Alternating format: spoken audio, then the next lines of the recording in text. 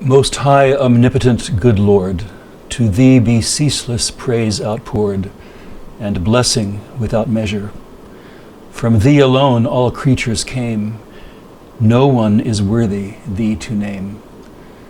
That's the first verse of the version in the Episcopal hymnal of the great hymn by Francis of Assisi, after which Pope Francis has named his recent encyclical on the environment. And with his impending visit to the United States, it seemed appropriate to me that we might talk a little bit about that encyclical, Laudato Si', which calls us to new recognition of the Christian commitment to care for the earth and for our environment. The main point of the Pope's encyclical is that we are called as Christians to care for the environment as our neighbor. Just as we are called to care for one another, we are called to care for the environment. The environment literally means everything that surrounds us. In fact, the word in Spanish and Italian is even more direct, the ambiente, that which walks along with us. The environment actually is in relationship to us and us to it. And we are called as Christians to care for it, even as Cain was called to care for his brother Abel and failed to do so. The reason we're called to care for the earth, for the ambiente, is because we are connected to it. Biblical faith claims that everything is connected to everything else. And science tells us the same thing. When we think about a universe that emerged from the Big Bang, from an original radiance, everything has developed and evolved in relationship to everything else. And as Christians, we believe that God himself is essentially about connection. Father, Son, and Holy Spirit, the eternal dance of the Trinity. God is connection, and God has created us as human beings not only with the ability to perceive the reality of our connection to everything else, to appreciate it, but also to intend it and to embrace it and to further it. And we sin when we refuse to do that. So what Pope Francis is trying to tell us is that it is essential to the Holy Spirit and to the image of God that is written in our hearts that we embrace our connection to the world of which we are a part, to the very dust out of which we are made and to which we shall return.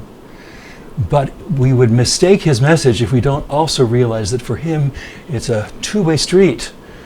Just as we are called through holy connection to embrace the earth and to care for it, so we are also called to embrace our connection to each other, primarily to the poor, and to recognize that when we fail to care for the earth, we are also failing to care for our brothers and sisters. We're all aware of the terrible consequences of climate change, which is, at least in part, we know, a result of the human abuse of our environment, our ambiente, that which walks alongside us. So we have terrible drought in sub-Saharan Africa. We have the melting of the ice pack in the Arctic and the rising of waters which are decimating the homeland of so many people that live in that part of the world. We have the melting of glaciers in the Andes, which are the only source for water for the people that live in that part of the world, and so on it goes.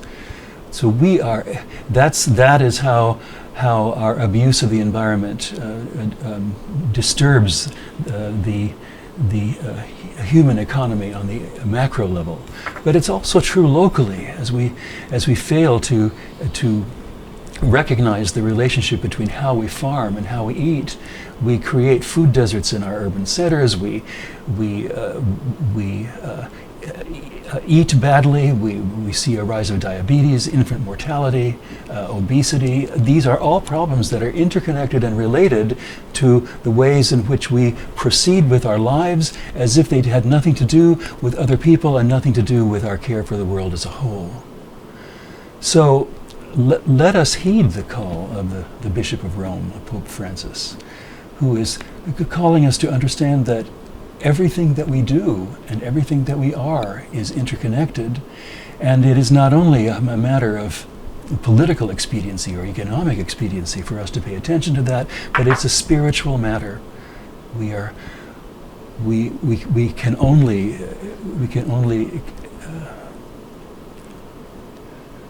experience true joy to the extent that we embrace our connection with the world and with one another. May it be so, and may our embrace of that connection bring us into ever deeper connection to the God who made us, who created us, who is the ground of our connection.